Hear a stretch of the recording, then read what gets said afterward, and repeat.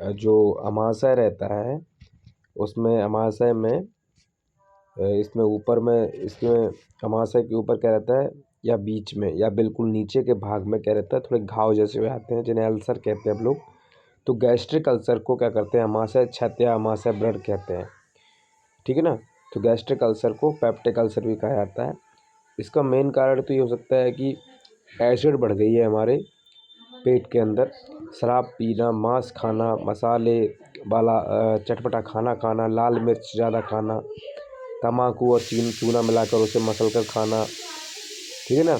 अरहर की दाल, उड़द की दाल, खट्टे संतरे, खट्टे आम, खट्टे अंगूर, आमचूर की खटाई, इन सब चीज़ों को खा रहे हैं, इनसे एसिड बनता रहता है क्योंकि ये सब चीज़ें एसिड हैं। आपको पता होगी एसिड यानी खट्टा, इतना हम जो लोग जानते हैं। नींबू, आम का अचार, खट्टी चटनियाँ या खट्टा दही खा रहे हैं, उनसे भी एसिड बनता है। इनसे फलस्वरूप क्या करते हैं, ये अल्सर्स बन जाते हैं। इस रोग में पेट में हल्का हल्का दर्द रहता है इंसान को, और दर्द जो हल्के रूप में प्रारंभ शुरू में होता है, खाने के आधे घंटे बाद बहुत ज़्यादा बढ़ जाता है और भोजन के द्वारा बाहर निकल जाता है। रोगी अपने आप को क्या करता है, अपने आप उल्टी करने की कोशिश करता है, यानी क्या करने की कोशिश करता है, क्योंकि उल्टी आने के बाद पेट दर्द शांत हो जाता है उसका। कंठ पेट यानी कंठ में, पेट में और छाती में जलन होती है उसको। आम बात के रोगी यदि लंबे समय तक गर्म दवाएं अगर खा रहे हैं तो गर्म दवाइयों से भी पेट में अल्सर हो सकता है। शराब भी इसका मेन कारण रहती है, जो मैंने भी थोड़ी देर पहले चर्चा किया है। कॉफ़ी और कोका कोला, पेप्सी जैसी कैफीन वाली चीज़ें भी हैं जो पेट में अल्सर पैदा करती हैं। ये हम लोगों को विशेषकर समझना चाहिए कि जो जैसे कोलतार के बारे में चर्चा करें, कोलतार है या उससे बने हुए जो भी पदार्थ हैं, इनका अगर हम सेवन करते हैं तो इनसे भी क्या रहता है कि अल्सर हो जाता है। ऐसे पदार्थों में क्या रहता है, जुलाब की इंग्लिश मेडिसिन्स होती हैं, नींद की गोलियां, सिंथेटिक विटामिन्स, एस्पिरिन, ये दर्द वाली बीमारियां, दर्द वाली दवाइयाँ, ये सब। तो इनको अगर हम खाते हैं ज़्यादा तो कोलतार पेट्रोलियम पदार्थ है, इतना तो हम जानते हैं। सर्दी, जुकाम और दमे के रोगियों को गर्म दवाई लेनी चाहिए। इन दवाओं लेनी चाहिए नहीं, लेनी पड़ती हैं, क्या लेनी पड़ती हैं सर्दी जुकाम और दमे के रोगियों को। तो इन दवाओं को क्या रहता है कि विशेष तौर पे हम कहें तो एलोपैथिक दवाइयों की यहाँ पे चर्चा कर रहे हैं। तो इनसे क्या रहता है, दवाइयों से अल्सर पैदा हो जाता है, बहुत ज़्यादा चांस रहते हैं। आजकल अल्सर बीमारी से क्या रहता है, बहुत सारे लोग ग्रसित हैं, और इसका पूरा का पूरा कुछ लोग इसका कारण मानसिक भी मानते हैं, कुछ डॉक्टर की मानसिक कारण भी रहता है। तो अगर हम बात करें कि जैसे ही रोग का पता चले, हम लोगों को पता चलने चाहिए, तो वैसे ही हम लोगों को क्या करना चाहिए, इलाज शुरू कर देना चाहिए। कभी भी जैसे अगर रोगी को पूर्ण आराम और पूर्ण एहतियात से रखना चाहिए, पूरी तरीके से पूरा आराम दें उसे बिस्तर पर रखें। रोगी को अधिकांश समय बिस्तर पर ही रखना चाहिए, ठीक है, ये निर्देश देना चाहिए। कोशिश तो इस कदर करना चाहिए कि वो मलमूत्र भी त्याग कर रहा है तो उसकी व्यवस्था भी बिस्तर के पास ही कर देनी चाहिए। यदि इस प्रकार की व्यवस्था नहीं हो सकती है आपके यहाँ, तो फिर उसे किसी सुविधा संपन्न हॉस्पिटल में ले जाना चाहिए। जब तक उसका रोग नियंत्रण ना हो जाए, कंट्रोल ना हो जाए, उसकी बीमारी पूरी तरीके से क्योर ना हो जाए, तब तक उसे वहाँ पर हॉस्पिटलाइज कराना चाहिए, उसको वहाँ पर भर्ती करा देना चाहिए। रोगी के अमाशय से जो वमन के रूप में, उल्टी के रूप में जो कुछ भी निकले, उसकी पैथोलॉजिकल जांच करानी चाहिए, परीक्षा करवानी चाहिए उसका, ताकि पता चल सके कि उसमें अगर ब्लड आ रहा है, रक्त या मवाद तो नहीं आ रहा है। पाचक रस की जो परीक्षा में क्या रहता है, गंध, उसकी मात्रा, अम्ल की मात्रा, जीवाणु आदि की पूर्ण परीक्षा करा लेनी चाहिए। यदि मुख और गले का भी कोई रोग, पायरिया, टॉन्सिल आदि हो, तो उनकी भी तत्काल रोकथाम पहले कर लेनी चाहिए, अगर मुख से या गले का कोई रोग है। यदि रोगी को कब्ज की शिकायत हो तो सबसे पहले उसको दूर कर लेना चाहिए, उसको पहले दूर कर लेना चाहिए। इसके लिए हल्के विरेचक आते हैं। तो ध्यान रहे कि कभी भी हम लोग क्या होता है, जो दर्द निवारक दवाइयाँ हैं यानी वेदना के लिए हमें एस्पिरिन को भूल कर भी प्रयोग नहीं करना चाहिए, और रोगी को बचाना चाहिए, ठीक ना। अब बात करें तो देखो ऐसा रहता है कि रोगी को बहुत ध्यान रखना चाहिए, खाने पीने का तो बहुत ज़्यादा ध्यान रखना चाहिए। अगर हमने कुछ भी गलत खाना वाना उसे दे दिया तो उसके जीवन संकट में पड़ सकता है। रोगी को अपना भोजन पचा पचा के चबा चबा कर खाना चाहिए। तेल, घी, मिर्च, मसालेदार जितनी भी चीज़ें हैं उन चीज़ों को छोड़ देना चाहिए, वर्जित कर देना चाहिए। भोजन समय पर संतुलित मात्रा में करना चाहिए। और व्यसन, जितने भी व्यसन हैं हमारे, मदिरा या फिर सिगरेट वगैरह, इन सबको कुछ दिन के लिए या फिर एक तरीके का छोड़ ही देना चाहिए, फिर बिल्कुल छोड़ देना चाहिए, क्योंकि अगर ठीक भी होगा तो रिटर्न आ जाएगा, रिटर्न होके आ जाएगा बीमारी। और गरिष्ठ भोजनों से दूर रहो, जैसे कि चाय हो गया, कॉफ़ी हो गया, इन चीज़ों से हम लोगों को दूर रहना चाहिए। रोगी का खाना तो ऐसा होना चाहिए कि वो आसानी से पच सके, इस तरीके का खाना उसे खाना चाहिए। और कुछ चिकित्सक क्या करते हैं, कहते हैं कि गर्म ठंडे दूध में आपत्ति नहीं करते, कहते हैं कोई प्रॉब्लम नहीं है, वैसे बोलते हैं। कुछ चिकित्सक कहते हैं कि ठंडा दूध पी लो, ठंडा दूध पीने में कोई प्रॉब्लम नहीं है, ऐसा कहते हैं कि पी लेना चाहिए, सलाह देते हैं। चाय कॉफ़ी, तो अब मैं इस उनके हिसाब से तो ये वाली बात कहूँगा कि वो कहते हैं कि चाय कॉफ़ी ठंडी भी पी सकते हैं अगर पीनी हो तो।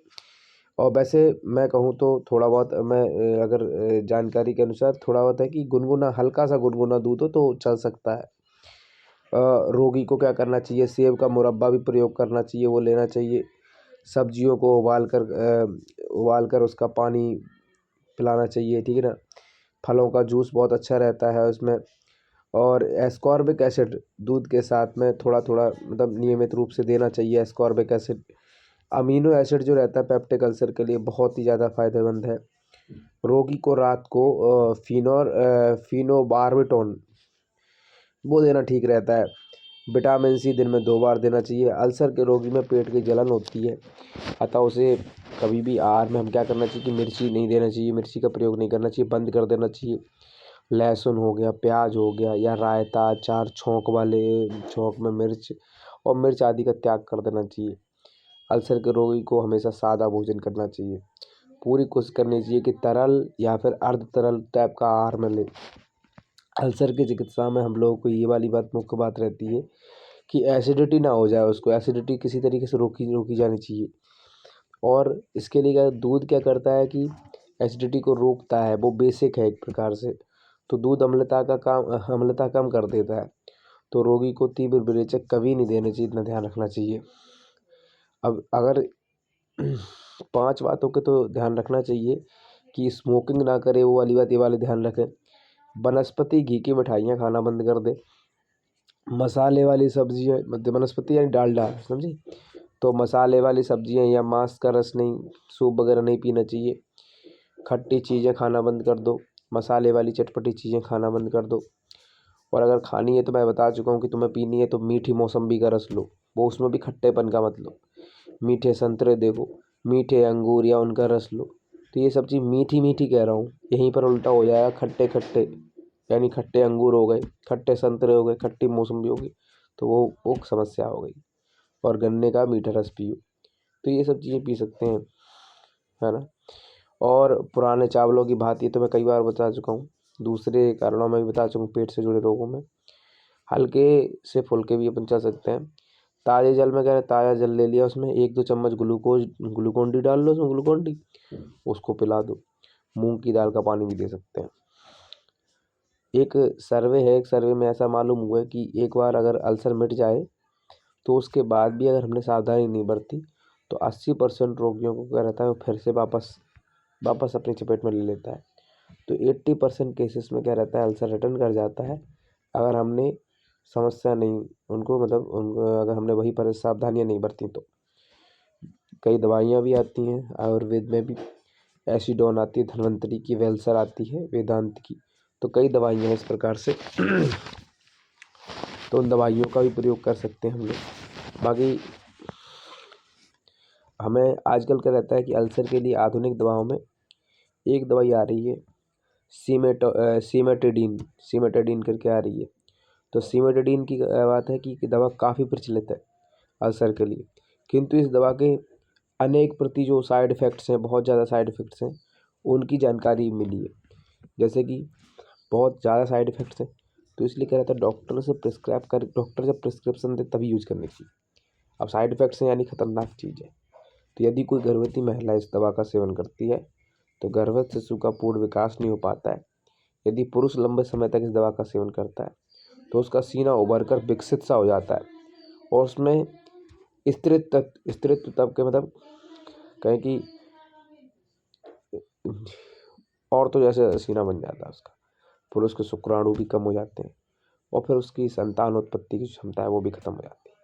गुर्दे की बीमारी से पीड़ित रोगी को भी सिमेटोडिन देना नहीं चाहिए, बिल्कुल नहीं देना चाहिए।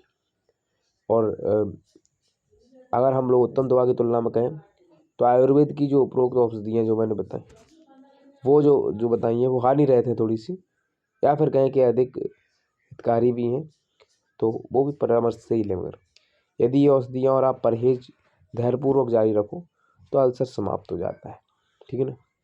और अल्सर का ऑपरेशन करने की ज़रूरत नहीं पड़ती है। और नई जो शोध आया, नया अनुसंधान जो हुआ है, नया प्रयोग हुआ है, तो इंग्लैंड के जो डॉक्टर डेविड लुइस कहते हैं कि पेट के व्रणों में जो पेट के जो अल्सर हो जाते हैं उनमें केला फ़ायदेमंद होता है। तो पहले एक पका केला खिलाएं और उसके बाद 1-2 घंटे बाद क्या करें, मीठा दूध पिलाएं। इसके बाद में हरे कच्चे केले की सब्जी के साथ रोगी को हल्का खाना खिलाएं। तो इस तरीके से अगर करते हैं तो फ़ायदा रहेगा। अब रोग में लापरवाही बरतना खतरे से खाली नहीं है। इस रोग में ध्यान रखना, लापरवाही बहुत भयानक चीज़ है।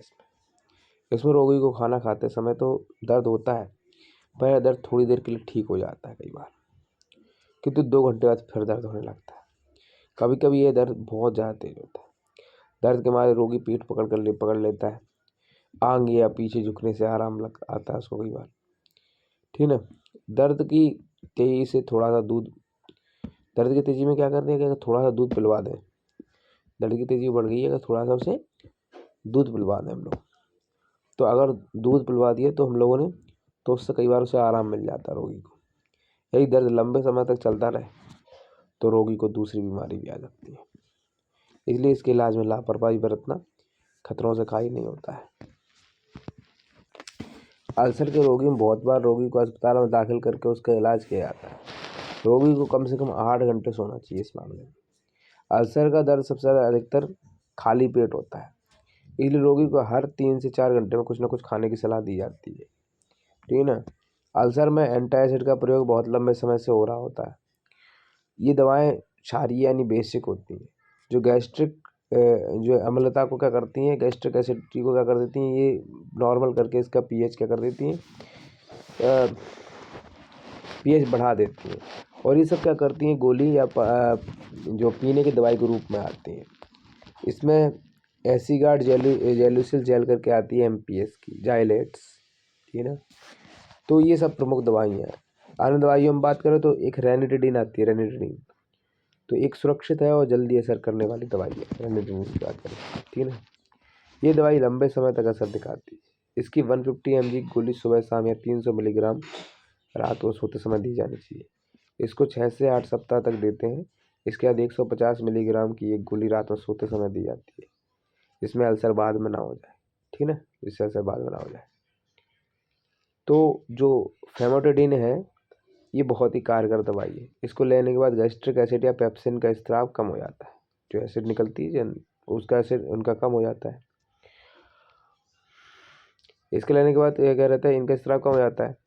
तो इसकी 20 मिलीग्राम की एक गोली सुबह शाम या 40 मिलीग्राम की एक गोली रात में सोते समय दी जानी चाहिए। शुरू में 2 महीने दें, उसके बाद 20 मिलीग्राम रात में 6 से 12 महीने तक। ये औषधि टैबलेट फेमोसिड टैबलेट, फेमटेक इंजेक्शन फैसिड करके आता है 2 मिलीलीटर का, ठीक है ना, आदि नामों से जाना जाता है। अल्सर के लिए ओमिप्राजोल करके आता है, ओमिप्राजोल। जो ओमिप्राजोल है एक नई आई है जो अल्सर को भरने में बहुत जल्दी सहायता करती है, ओमिप्राजोल। ये गैस्ट्रिक एसिड के स्त्राव को क्या कर देती है, रोक देती है। इसका एक कैप्सूल 20 ग्राम के दिन में एक बार देते हैं डॉक्टर्स लोग। ये औषधि कैप्सूल जो लोमेक आती है, कैप्सूल ऑसिड, कैप्सूल लॉकेट, ये बहुत सारे नामों से मिलती है।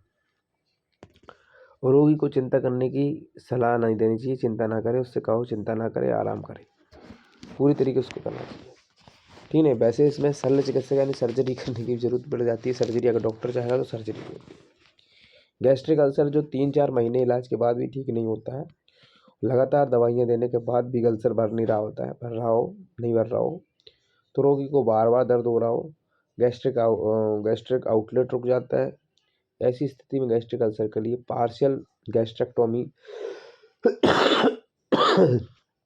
सर्जरी में की जाएगी। इसमें अल्सर वाले भाग व उसके आसपास वाला मांस निकाल दिया जाता है। ड्यूडेनल अल्सर को एसिड को कम करने के लिए ऑपरेशन के द्वारा जो बैगोटोमी की जाती है, इसमें गैस्ट्रिक एसिड का स्राव कम हो जाता है।